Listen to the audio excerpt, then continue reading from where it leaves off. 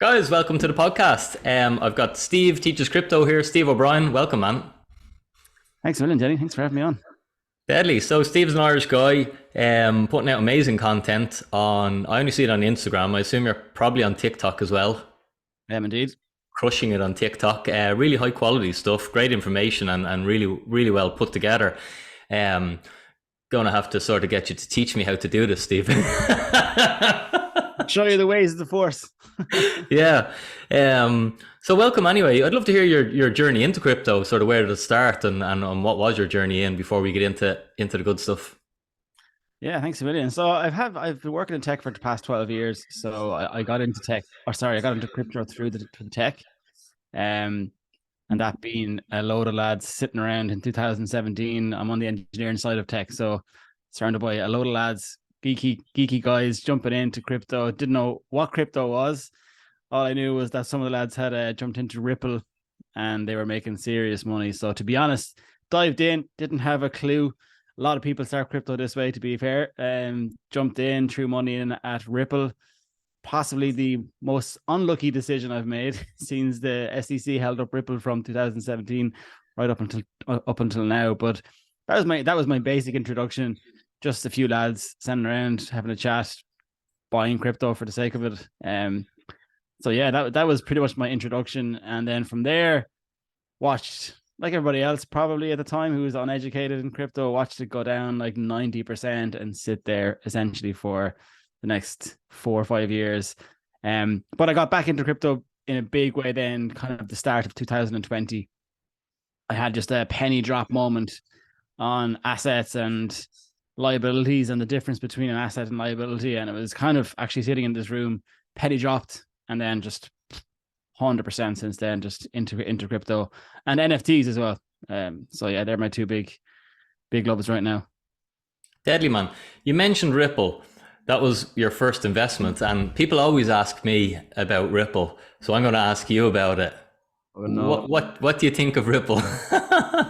I'll be really honest with you. I don't know too much about Ripple. I am deep in Bitcoin, Ethereum, and NFT digital collectibles. So you know yourself, it's really hard to know about all the different cryptos. So I'm totally out of the loop on XRP. But at the time, they were saying it was going to be a new digital bank currency and stuff like that. But I wouldn't even be qualified, to be honest enough, to speak too much to Ripple. I'm not sure if you want to fill me in or educate me, feel free to. No, the XRP army hate me already, and I just think, like, why invest in your demise? You're investing in the in the build out of a central bank digital currency, which is going to ruin your life. Fair enough, yeah. Well, that kind of coincides with myself. I mean, I don't know enough about it. That's one big thing I've learned, man, over the last 4 years is you need to niche down really, like to really understand something well. You need to block out all the shit noise and all the other crap coins and the bad projects, and come back to the fundamentals of what blockchain is, and the two biggest assets obviously being Ethereum and Bitcoin. Yeah, no, there's so much going on. You can't keep up with everything. You can only have a basic understanding of everything, and then, as you say, try and niche down and specialize. We were chatting there. I was asking you where you're a homeowner, because things are getting harder and harder and harder for people that are behind me and behind you. Possibly I'm in my 40s, you're in your 30s. I was mentioning the article, and you said you'd only made a bit of content about it, that something like 8 out of 10 young people don't think they are ever going to be able to own a home. And when you look at the wages to cost of the asset, you can do basic math and go, yeah, they're dead right. They're not going to be able to afford this. But what's your take on that? Like, yeah, it's a great topic of conversation. I've done quite a bit of content on this, so anyone who's listening, feel free to tip over to my Instagram channel. I pull figures essentially back from, I went from my generation back in the 80s and prices of houses and how they've increased and where they could be around, accommodating for the rates of inflation. And a property back then, off the top of my head now, I should remember the script, but it's, they were in and around 60K. And now, adjusted for inflation, that same property should be in and around 156, 160. And, you're still getting a huge return on, your ROI is still quite high, but they're not. The house is 300K, so you could say, even if you give yourself a margin of 150% profit off the original investment back in, when you bought it back in the 80s, whatever. I mean, the wage gap is so big that the wages haven't accommodated for that jump. And so it's very, very, very difficult to buy a property now, with the average house in Ireland now being 300K and the average salary being 45, 47K. It's very, very difficult. They're just basically off pure maths. So yeah, it's a tough time to kind of be a millennial, to be honest. God help the Gen Zs and the what's the other name for the even younger generation coming before them, but it's they're not being set up for success right at the gate.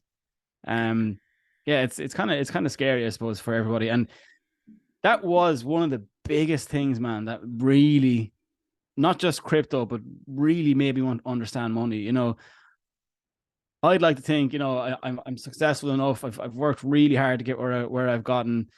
I had a vision on where I wanted my career to go. I always wanted to work in tech, and to be honest, coming from a small town like Kilkenny, like if you told me that I was going to be working with some of the biggest tech companies in the world, I just wouldn't have believed you. I didn't have that confidence as a young fella. But as I got older, I was like, no, this is going to happen, and I put steps in plan to make it happen. And now that I'm here, the reality hit me, 2.5 years ago when I was looking at a property, and I'm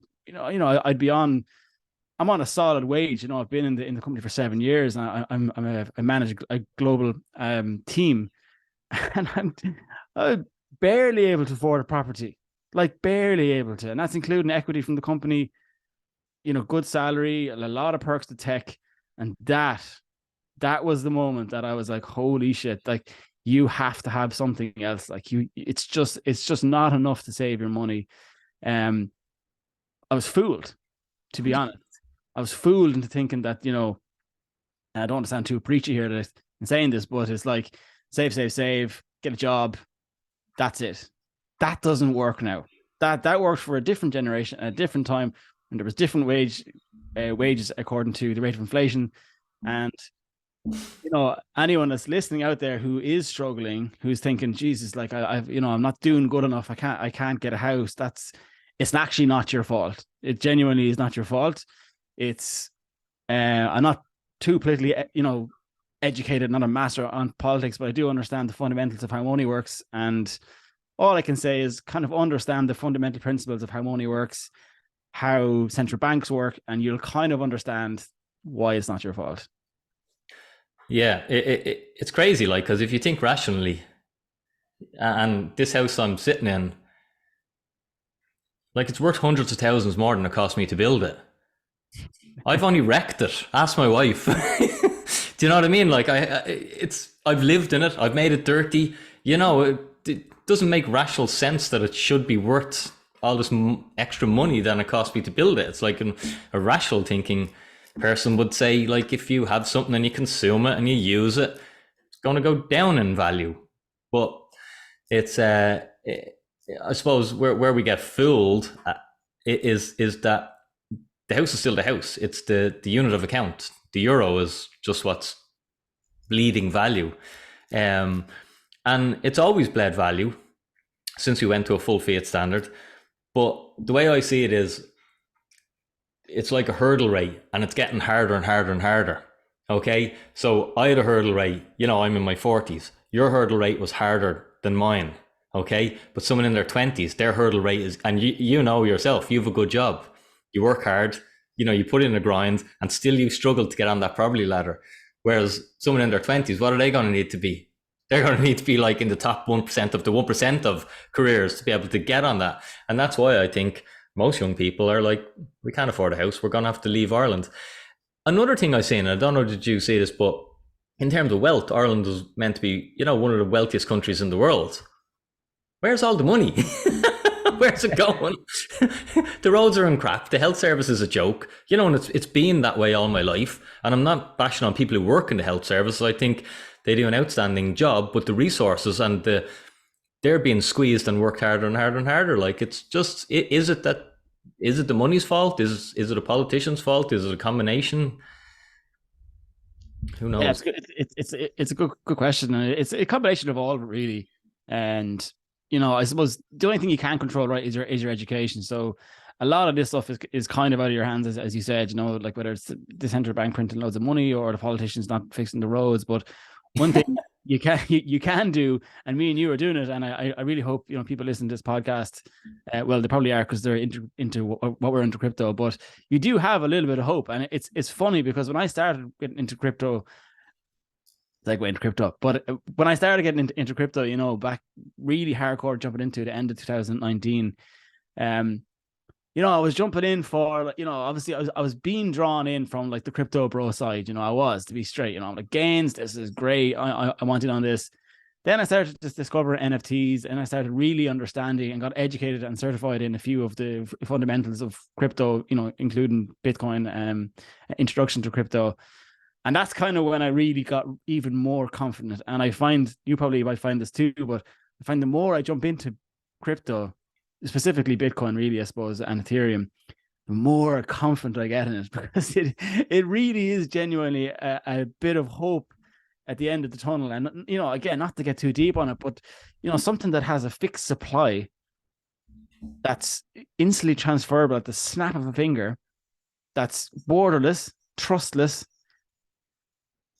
No, there's no stress, man. There's nobody that can go in and tamper with it. There's nobody that can go in and, you know, change the numbers or take it off you unless they kick down your front door. And the way we're going with these digital currencies too, not that I'm too up on them, I'm trying to get up on to speed on them, to be honest, but, you know, it sounds like we're going to need it now more than ever, to be honest. So that is the good thing about crypto, and there is a little bit of hope. So, you know, if you are a millennial, Gen Z, get educated genuinely, and you know, work with someone like yourself, Dinny, or whoever you feel confident to work with.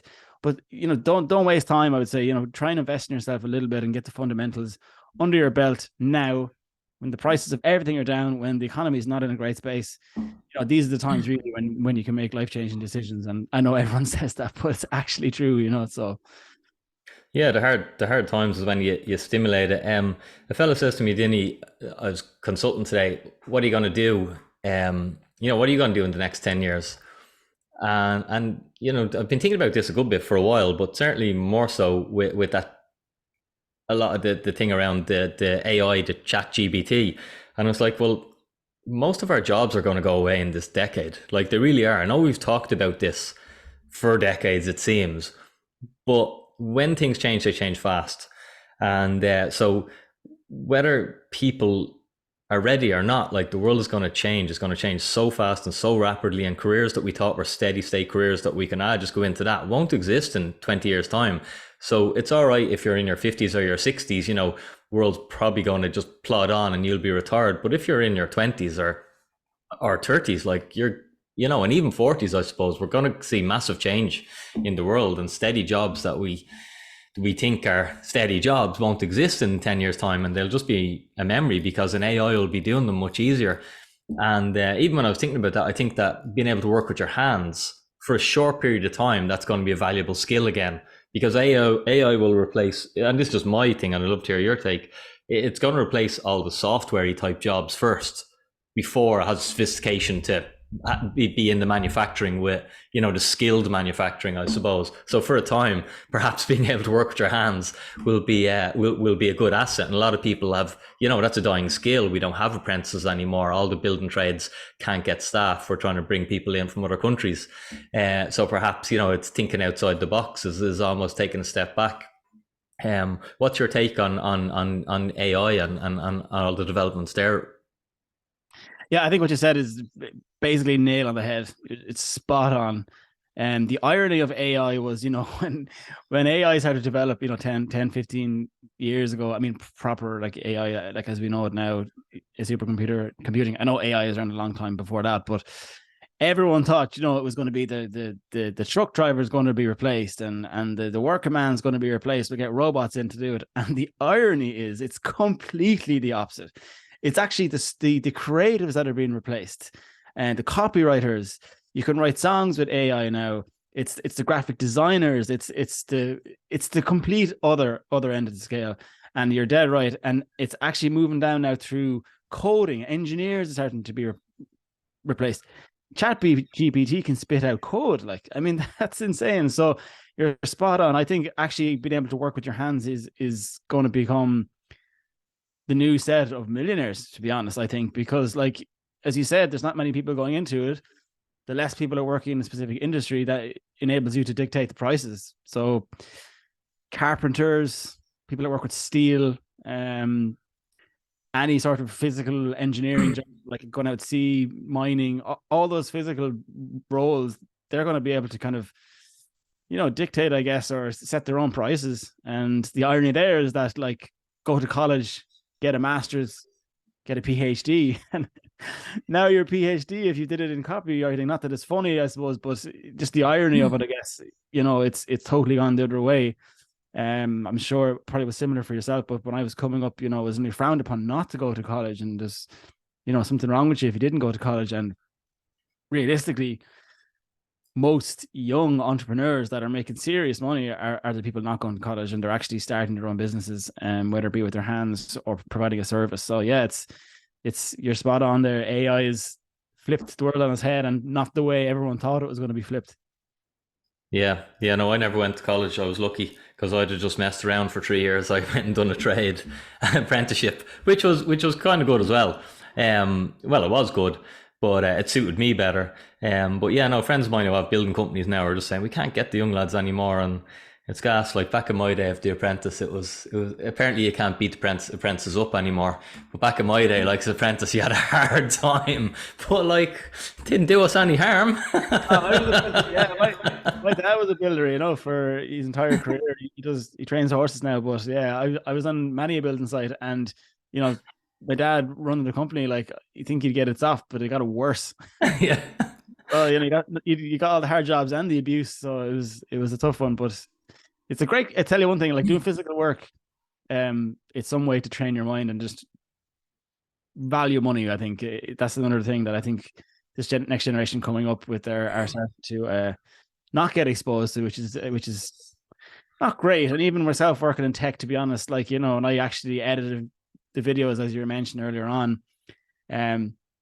Instead of writing emails all day, maybe responding to doing invoices and stuff. It's nice to do something physical, even though that's not physical, right? It's digital, but like I'm still physically making a piece of content. But you can't beat though going out doing a bit of physical work, and that's why I love going to the gym as well. You feel like you've done something, even though it's just for your body. Yeah. No, I agree with that 100%. Like, even cutting the grass, like it's you start it, you finish it, the job is done.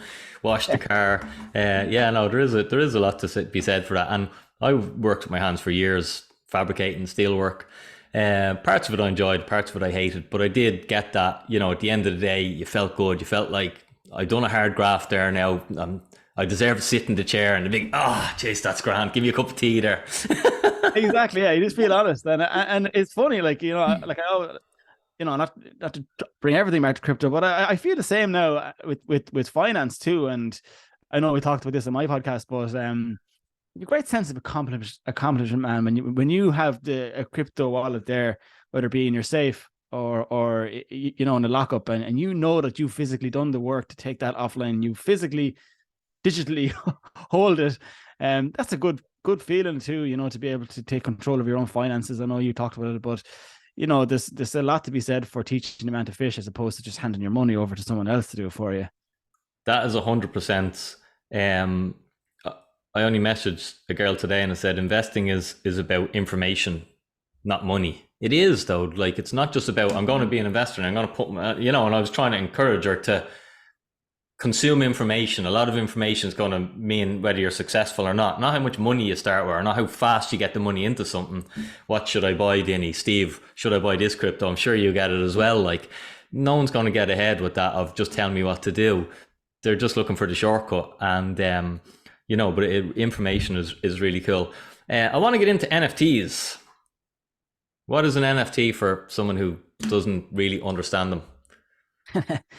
An NFT is a digital certificate that's authenticated on the blockchain for an asset or a thing. For me, there's a lot of different applications for NFTs, but for anyone listening to, the easiest way to process and understand a digital NFT is a digital collectible. And so I have collected quite a few digital collectibles, which are basically digital statues released from famous brands such as Marvel, Spider-Man, DC, Star Wars, all the stuff I loved as a kid and adult. But my favorite brands, and I find that the easiest way to process what an NFT is a digital collectible that's verified and authenticated using blockchain technology that wasn't around previously to be able to verify that you own a digital asset. So that's basically what an NFT was. I don't know. Hopefully that landed with some people out there. Yeah. And how do they, how might they fit into the future? Yeah. So there's so many different ways. I suppose the top six ways would probably be, on the Ethereum net, we use what's known as smart contracts, which are essentially a smart contract is like, let's say you go to watch a hurling match at Crow Park, right? And you say, right, I want to go get a pint. And you take your money, you walk over to the bar, you hand your money to the person behind the bar. They take the money, they count it, they go over and get you your pint, and they bring it back to you. So what a smart contract does is it's like an ATM. Sorry, it's like a vending machine. So you get your money, you go over to the vending machine, put your money in the vending machine, and let's say it throws out a can of beer. It's an automated service that basically it's code that automated processes. So there's a lot of applications for smart contracts in NFTs, like such as maybe taking physical items and tokenizing them on the blockchain. So we've seen this with property, for example. There's been a few sales of property using NFTs. And so the NFT and the smart contract within that NFT would represent the physical asset in real life. So that system, if you can kind of process that, can be used across pretty much, I wouldn't say every industry in the world, but there's certainly industries in the world where you can see this working. Like, let's say anything got to do with legal, air travel, for example. Let's say your flights got cancelled, a smart contract automates your refund. Anything in retail where you're maybe need a refund. There's the digital collectible side of things. There's membership as well. Another big aspect of NFTs is holding an NFT that grants access or authentication to something, whether it be physical or online. Digital collectibles. I think of the other one. There's one other one, but it's escaping me. But they're the main ones. But toys, I think are going to be huge. That I think that sector that's where I'm focused. My 100% focus again, even in the NFT space. You can't know everything about everything. So my niche is digital collectibles, where the future of toys is going, and how the blockchain is how toys are using blockchain technology to verify officially licensed products from the biggest brands that we all know, that are all experimenting and building inside on the blockchain their own metaverses where they can tokenize their own brands, their own products, and license them and sell them, and they're all verified using the Ethereum blockchain. Very good. Now the Bitcoin Maximus will be like telling me, going, why does it need to be on a blockchain, Dinny? How would you answer that? Why, rather than just a database, what's the advantage of it being on a blockchain? Yeah, it's a good point. And I suppose in the collecting world anyway, they're transferable. Again, a lot of similarities to Bitcoin, to be fair. They're transferable. They don't get damaged. That's a huge one for, the collectible market, toys. If you think of Pokemon cards, if you think of baseball cards, if you think of any sort of really high profile collectible item, watches even to a degree, once you move those assets verifiable, they're licensed on the blockchain, they don't get damaged, easy transfer. They're very quick to transfer. How do they not get damaged? What do you mean by that? Sorry. Well, if you have a physical Pokemon card and it's worth, I was just watching a video before this, the guy had like 10 million worth of Pokemon cards. But they can get damaged. They can get, the card can get destroyed. You could lose the card. You could get water damage, whatever it may be, and actually get destroyed. That's why in comics and Pokemon cards and any sort of collectible cards, they're all graded. So, the grading then dictates the value. Again, even in that collecting system, again, that's my niche. Even in the collecting system, you have to use a third party intermediary to actually go and grade your card. And even that takes up to 2 years to get something graded. So having this on the blockchain, solves a lot of these problems for collectors. So would this be, instead of having the physical cards, we have a digital card instead? So the physical sort of get phased out, and we value the digital, so they get moved around and they don't get damaged. Exactly, yeah. So my kind of area of expertise and experience would be just in comics. Not that I'm a comic expert, but I do like collecting, the comic side of stuff. So we've seen, Amazing Spider-Man 1, Amazing Fantasies 15, which is the first ever appearance of Spider-Man. We've seen the first appearance of Thor, all these iconic comics that released back in 62, 63, 65. These are all $1 million comics, some of them, some of the 500K for the rarest ones in good condition. They're all being re-released now on the blockchain from Disney and Marvel. And these are the kind of items that people are starting to collect, the digital version. And ironically, what's actually happening now is because these comics are being released in digital format, in NFT digital collectible format, they're actually bringing a lot of tension back to the physical comics. The physical comics are they're actually going up even more. And this is this is an important thing to kind of take on board for anyone who's listening and kind of going, that's mental. It doesn't make any sense. Why would you want any sort of digital comic or collectible on the blockchain?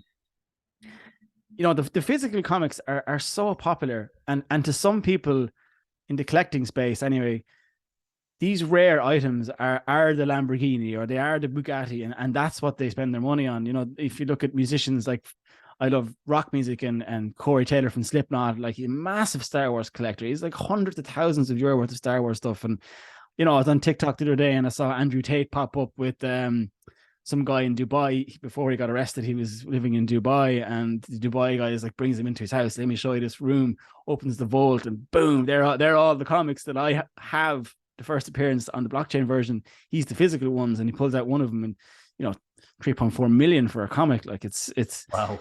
we're getting a shot. Like, we're getting a shot here at owning some of these first appearance, first licensed NFT versions from these same brands. And I wasn't around in 1962 to get a shot at that. So I'm going to jump in now and take my shot with it.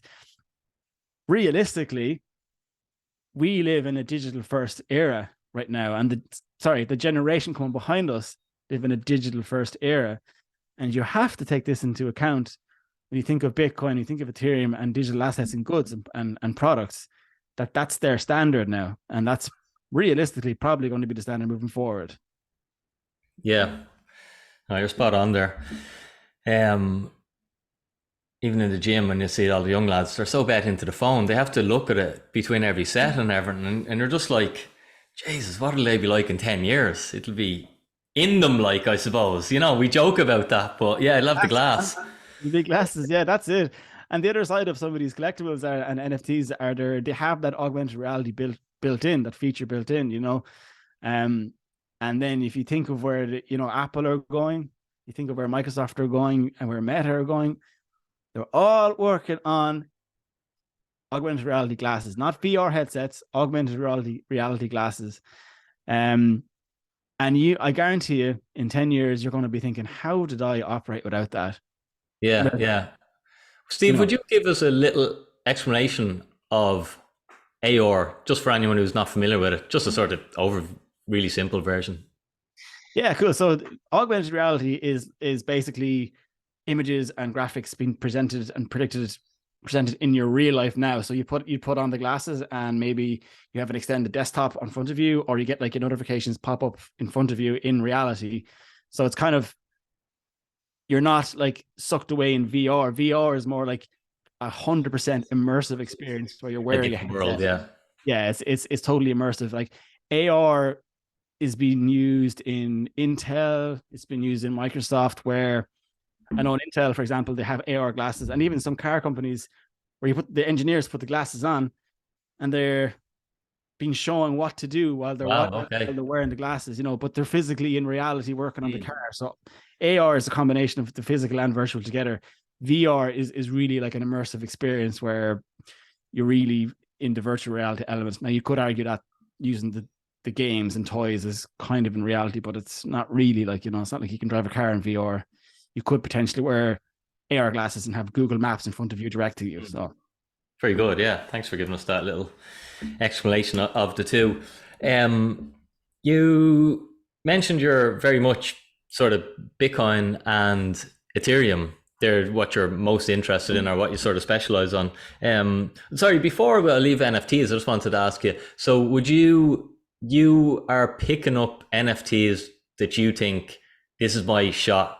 This is a first of its kind for something that's a brand or that collectors are interested in. So they're actual investment assets for you. For me, 100%. Yeah, yeah, 100%. And I suppose I'm lucky to have kind of gotten into, collecting from a very young age. And even beside me here, I have a whole set of guitars that are very rare guitars. So I understand collecting. I understand what makes things collectible and how scarcity affects the mindset. Just from just doing it myself. Mm. But yeah, that's. I mean, I can see where these are going to go, and because I'm immersed in that space, I follow a lot of the top physical collectors, and they're all starting to get in, and invest in capital into some of these assets because it makes sense. It just, to me, it makes sense. I can see, as you said, like in the gym, everyone's stuck to their phones. Um, we're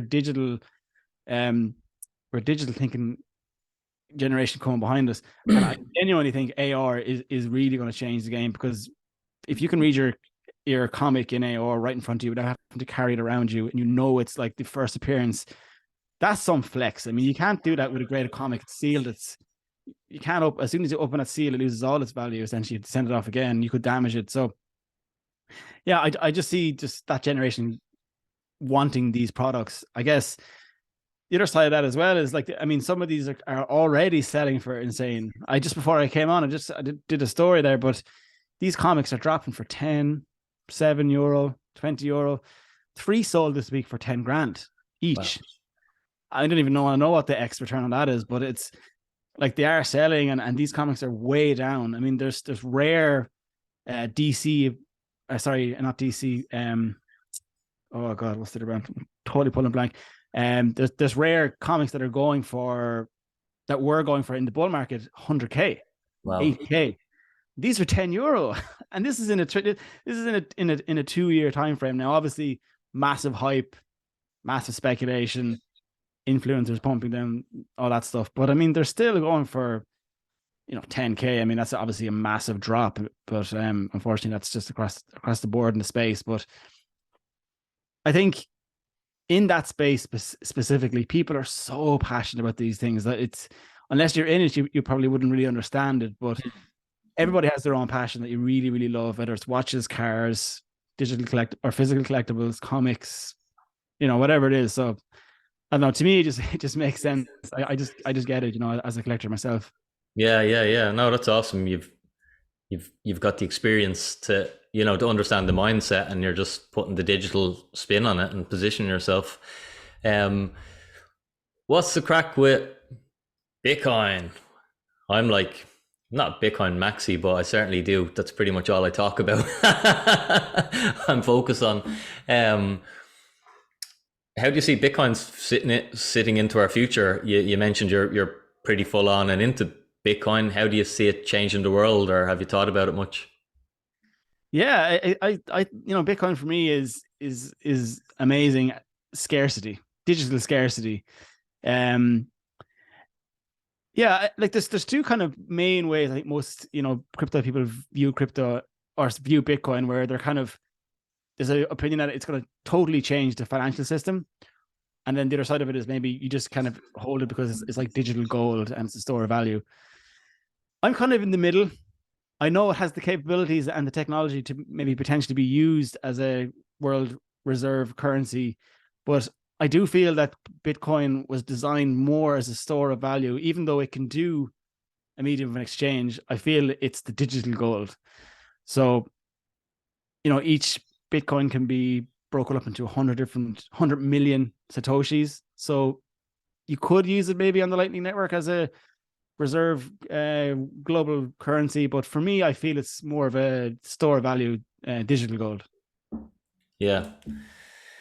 It's on everything is a scale, I think, and I don't think I'm going to see Bitcoin reach its end goal. I think if Bitcoin continues, it can only, it's binary is how I see it. So I see it as being, it's either a success, meaning it eats everything in the world, that everything is priced in Bitcoin, or for some reason it fails. I don't think anyone can kill it at this stage.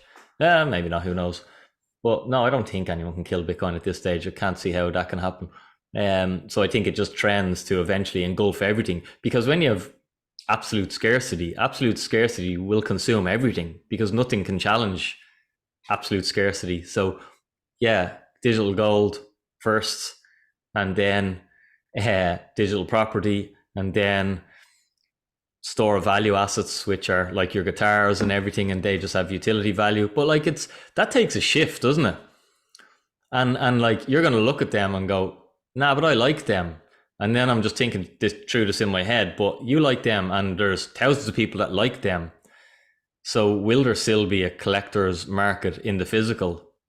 Maybe, until all those people who live in the physical world die off, and the generations behind us who are can't remember what word you use, digital immersed or something, and that they're digital first, until they come on. But again, that's why I think it's just a timeline. Over 500 years, Bitcoin has consumed everything, perhaps, but I probably won't see that. Although I try to keep myself a bit healthy. I don't know if I can do 500 years. Go on, Dinny, we'll try. Yeah, no, I do agree. I mean, like, there's not a lot of I see. I don't think Bitcoin can be killed, and I'm going to come at this from a logistic or a reality sort of tech background from it. So I'm lucky enough to have exposure for working in tech in the last 12 years, and like I know from experience how long it takes for things to kind of be adopted at the tech level. Like, for example, maybe give you a perfect example, the emojis on Microsoft Teams.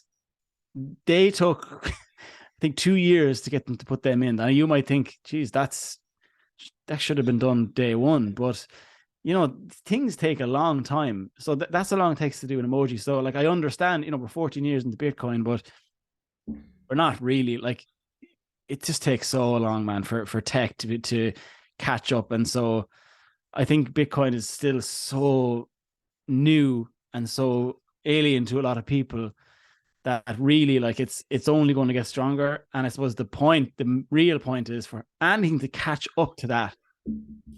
Bitcoin's a 14-year lead there, and my own just experience in seeing how the tech side moves and how slow the timeframes are.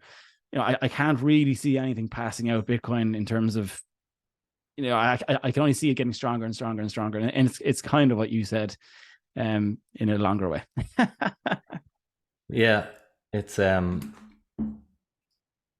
yeah. Talk to us a little bit about Steve Teaches Crypto. Tell us what you're at, man. You're at some good stuff. Thanks. Yeah, I suppose education is key, isn't it, to understand most things in life. So, I'm essentially I'm working on a course at the moment to try and help educate people and move into the crypto space, and not have to go through the unfortunate experience that I have when you do what 90% of people that come to me, or 90% of people that I know, is where you lump sum buy a load of cryptocurrency of a specific project. Maybe it's Ethereum, maybe it's AVAX.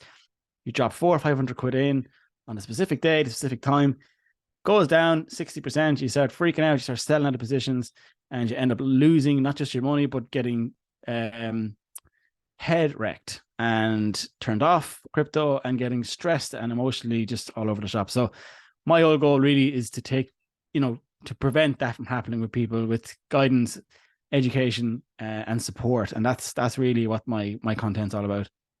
Yeah, no, your content is savage. I'm really enjoying it. I'm learning it, and I encourage everyone to go and give you a follow, or if they're on TikTok, find you out. I'll have to get on TikTok myself. I keep saying it, but I'm already on too many social medias.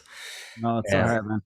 It's it's like you say, just with crypto, with social medias, I'm like, you can't be on them all, but you probably do need to be on them all, or it's probably good to be on as many as you can, because attention is the currency. Attention is the value, isn't it, in this day and age, or for this decade? It has been anyway. 100%. Before we finish up, just wanted to get your take on Ethereum a little bit then. What is it that attracts you to Ethereum, or why Bitcoin and Ethereum, or how do you see the two of them differently? Yeah, I suppose I differentiate Ethereum and Bitcoin very, very simply, really.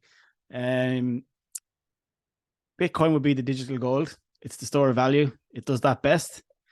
and Ethereum is the digital oil. So Ethereum is a cryptocurrency that allows other projects to build on top of it. And Ether, which is the token that moves on the Ethereum network, powers all these applications, like oil powers machinery and the industrial industry.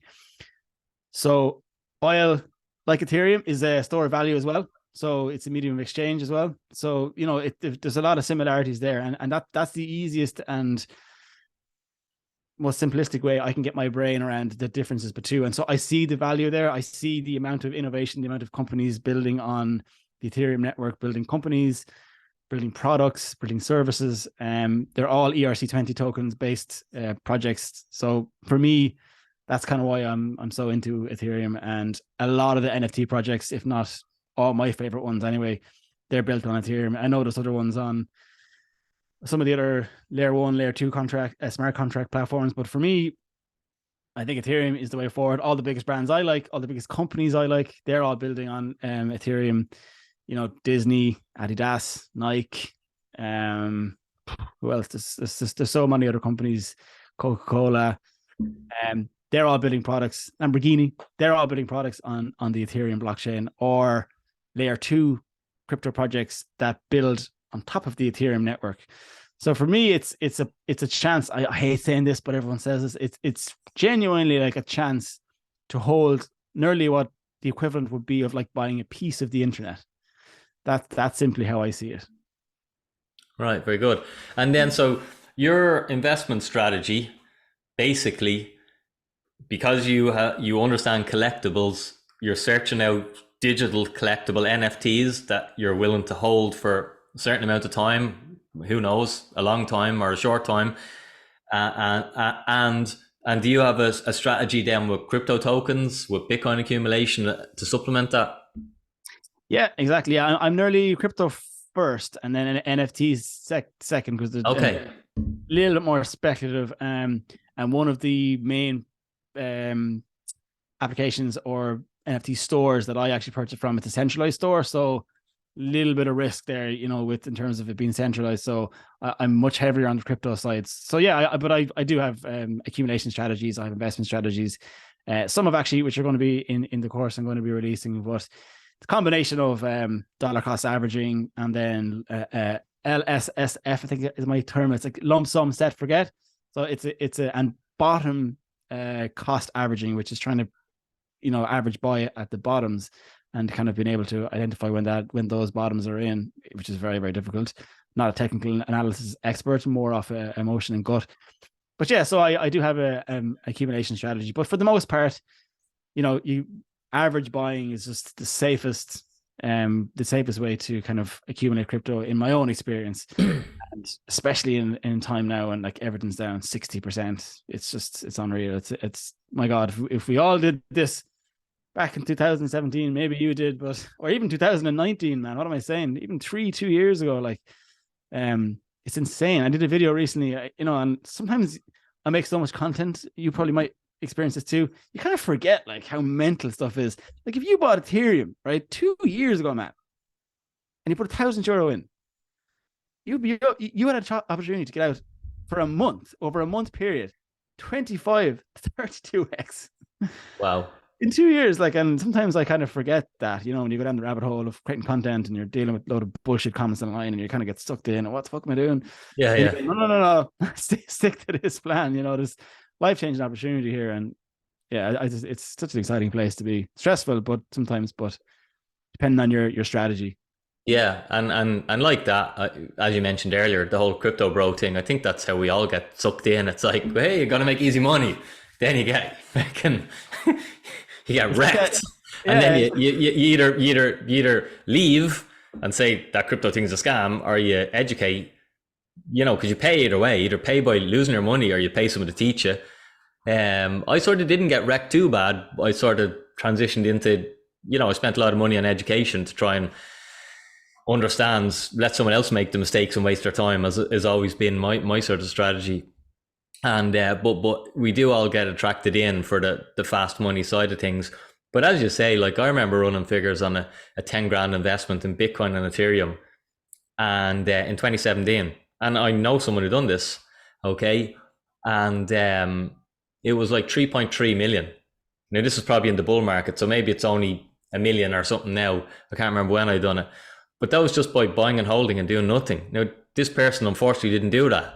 They traded the market and has nothing to show for it after all this time. And it was those lessons and the lessons of all the great investors, patience, and you just buy things that are scarce, that you think are scarce or are going to be scarce in the future. If everyone thinks they're scarce, or if everyone's looking for them, well, then they're not scarce. That's how you know a good investment. If everyone is doing it, it's probably not a good investment. When no one's doing it, or people are laughing at you for doing it, well, that's my sort of spider senses that I'm sort of on the right track, because anything like that I've gone through in my life over the years, that being a little bit fringe or out there or not understood or what are you at, Dinny, you recognize that feeling. And I find with Bitcoin and thinking about it like a pension and that, people are just like, especially traditionalists are just like, what are you talking about, chap? Sure, it's just a get rich quick. You buy it today, you sell it tomorrow. When are you going to sell all the Bitcoin? Like next year? It's like, you don't get it. When you really get Bitcoin, you realize you're probably never going to sell it. Like, it's just something you hold forever. Exactly, yeah. And look, I suppose the only way, to deal with those people really is just kind of nearly empathize with them, because it is a lot to take on, it just is, especially in rural Ireland. Jesus, as soon as you go outside Dublin, like, you're like, what's this shite? Like, and I get it. Like, I suppose you're lucky we kind of saw it quick, and, working in tech for myself definitely helped. We spoke the last day about you read that, I have it up there, that amazing book by Rich Dad Poor Dad. I read that recently, so you had all these perspectives that other people don't have. So yeah, it's like the fitness game too. You have kind of people coming in that are kind of be a little bit uneducated, and all they need is a little bit of guidance, and they go, oh shit, so that's how a calorie deficit works. And it sounds obvious, but a lot of people don't actually know. So it's, yeah, I can empathize with people, and but sometimes it gets annoying, doesn't it? People are burned the ear off you. For a time there, you probably get this. I used to like screenshot all the hate comments. And then a friend of mine who's, a bit older than me, a bit wiser, was just like, I was like, I'm going to screenshot all these.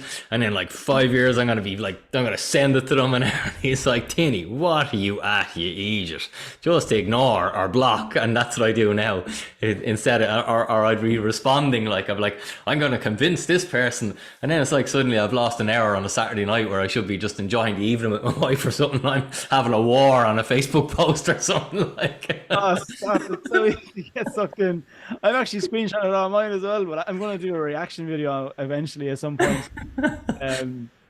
But yeah, it's the funniest comments I get, man. What the funniest ones are? Like, they're not even that funny, but just this are the tax ones. They're like, yeah, but you have to pay 33% tax on it.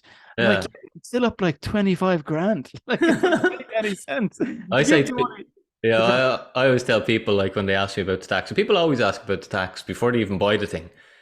And it's like, cross your fingers. I hope to God revenue are looking for 10 million from you, or 5 million, or at least 1 million, because you get to keep the other 2/3. So you should want to pay the most tax. It's the most ridiculous opinion ever. Like, oh, we should pay tax on it. Yeah, but I'm still up like thousands. What are you talking about? Like, it doesn't make, and it's lower than your income tax. So, like, really, shut up. Like, Yeah. No, people create mad problems. It's just, I think we all do that. Like, when something's new, we're just looking for a reason. We've got this confirmation bias that, it's wrong, it's a scam, I missed it. I just need to find one thing to convince me that I'm right. And that's what I find a lot of us suffer from. And I recognize it myself sometimes, but I think I'm pretty good at being okay with being wrong and looking like an idiot. I think you can't be successful if you're not prepared to look like an idiot, or you can't be successful if you're not prepared to put yourself out there, which means you're going to be wrong sometimes. You're going to do silly things sometimes, but you're also going to do big things sometimes. And and that's always been my strategy. So yeah, I've no problem with the comments. Look, when I've put out videos on TikTok with the wrong fucking numbers, like, I made a mistake. I'm like, all right, I did the wrong calculation. I'm sorry. Like, it happens, you know what I mean? Sometimes you can't be perfect. Yeah. This is life. But I was going to ask you a question. Just, I really want to get your thoughts on this. Just like, I know, like you're Bitcoin with Dinny, like you go, it's a pension strategy, which is fantastic and amazing, and something I've done with my own mom. I ordered her hardware wallet for her last weekend. Got the Bitcoin Orange Ledger, colored one. Lovely. But what's where do you stand on kind of the opportunities in the 3 to 5 short term time period? Like, we were talking about 2020 to 2021 of the next year, 3,300% profit opportunities there with, the second biggest crypto. Do you have a strategy for kind of 3 to 5 years, or is it just kind of all along for yourself? Um, I have like I've got my Bitcoin strategy. I own some Ether, and then I own some other stuff. Very Right. low percentages. The other stuff, I have sort of numbers on them that when they hit it, and that's what I done in 2020. If they hit these numbers, I sell them. So you're able to get a bit of cash out of it, and this is where I think some people are very much like I'm very much Bitcoin, but as well as that, my job is to make money. Okay, now you can hate the system we're in, okay, and you can be full on Bitcoin maximalist and demonize anyone who touches anything. But you're not a Bitcoin maximalist because you're still using the euro. You're still playing that game. You're still feeding that machine. Everyone has to. And the thing with Bitcoin is I think in 10 years it can do amazing returns. Obviously, it depends how much you invest. But you can take high risk, high return bets and do a lot in 2 years that it might take a Bitcoin maximalist 15 years to do. And the Bitcoin maximalist might be dead in 15 years, because none of us know how long we're going to live. So, my job is just to try and maximize the return. So yeah, like I invest into other things which are more shorter term plays, and I have other sort of assets as well that aren't crypto related, and business as well. But I think what I like to do is keep everything simple. What's the simplest way I can help someone? I can help them set up a plan. Like, our strategies that we create are minimum 4 years. So I'm like, unless you're prepared to sit in this for 4 years, and then I'll get the question like, how much can I make a week? I'm just like, all right, I send them the Rich Dad Poor Dad book, and I say, you'll get this book free online because they won't want to pay for it because it'll be too expensive. You'll find it free on YouTube. Listen to that. This isn't for you. Like, you don't understand investing. This is the difference between someone who's an employee, and I've been both. Okay, and it's not to take from either side of it, but employee expects to put an hour's work in and get a return for the hour, whereas a business person expects to put an hour's work in and not get paid for that hour. But they speculate that in the future, in 5 years or a year or whatever, they'll get paid a lot more for the hour. And that's the same with investing. It's not that you put your money in and it immediately starts to work. You put your money in, you have to be prepared to hold it. And the returns aren't going to be consistent and not going to be instantaneous. The best investments are the ones you hold the longest. Has sort of been all the learnings I've had over the years, and the most successful investors are the ones who hold the assets through the volatility and who bought them when no one else wanted them. And I sort of see Bitcoin like that, although it's not no one else wants it, but it's still a bit fringe. Although we're going mainstream, it's still a bit fringe. In that the bigs aren't in yet. But I think it's in the next 2-3 years, a lot can happen. So although the plan might be a 10-year plan, it's like, I don't mind if we get it done in 2 years or 3 years, if we hit the numbers that we want. I like that. Actually, that's a really good way of looking at it. Yeah, it's yeah, and I wish more people understood that, genuinely, like from an emotional perspective, and because it's one of the biggest challenges. I think it's not just investing, but like really with crypto is how to manage your emotions, because that's what wrecks people. You only make a loss, as they say, when you hit that sell button. And I know that sounds cheesy and stuff, but it's absolutely true. If you can just not sell and understand what's happening and understand what's happening in your head, Yeah. that's what 99% of the time people cash out. Once you cash out, you're out, and you've lost, and you've been charged your trading fees. So it's like, trying to control that and control your emotions and understand what's going on is a big part. And having support is huge too. Like people like yourself or myself, whoever it may be. I think that's huge. It's such a big part of the fitness industry, and you know this better than anyone. It's having that kind of accountability and support backbone as well. And that's kind of what people like myself and yourself are trying to do, because there's not a lot of that out there that you can go and, even for me when I was starting, ask a question. have access to someone, and that's it. That goes a long way. Think about the bank. If you have a problem with the bank, you can just get someone on the other end of the phone. And I think that's what deters a lot of people from crypto, is because there is nobody out there to ask. But we're here. There's other content creators out there too, providing services and education. So yeah, I think it's going to be a good future. I think there's probably going to be more people like myself and yourself. Yeah, I just think it's important for the industry to have support and make people feel comforted and not on their own, even though it's self-custody and stuff. But yeah, no, definitely. What price is Bitcoin going to be in 2030? I always like really, really conservative calls. Right, so 56 was the top. I'm going in euros here. And this dollar's crap. Oh, euros, Jesus, lads! I don't even know what the euro price is, but give us it. I'm interested to hear this, Steve. Yeah, so 56k was the top last time in euro terms. So I think 150. Did you say 2030? 2030. So you have 2 halvings to go through. Yeah. Okay, 2 halvings. Yeah, that's quite a bit. I'd still be quite conservative. I'd probably go 250, 300. Given all the right circumstances happen and get adoption, and we get kind of mass adoption of wallets and easy access, easy education. Yeah, I think 300 by 2030. What's your guess, out of curiosity? I don't know. I've said it before. God knows. I picked new numbers, but I'd probably be somewhere between $1 million and $500,000. Yeah, but that's not that it's stable there. It's just hit. It's broken. It's broken $1 million, say, over at some stage in 2030.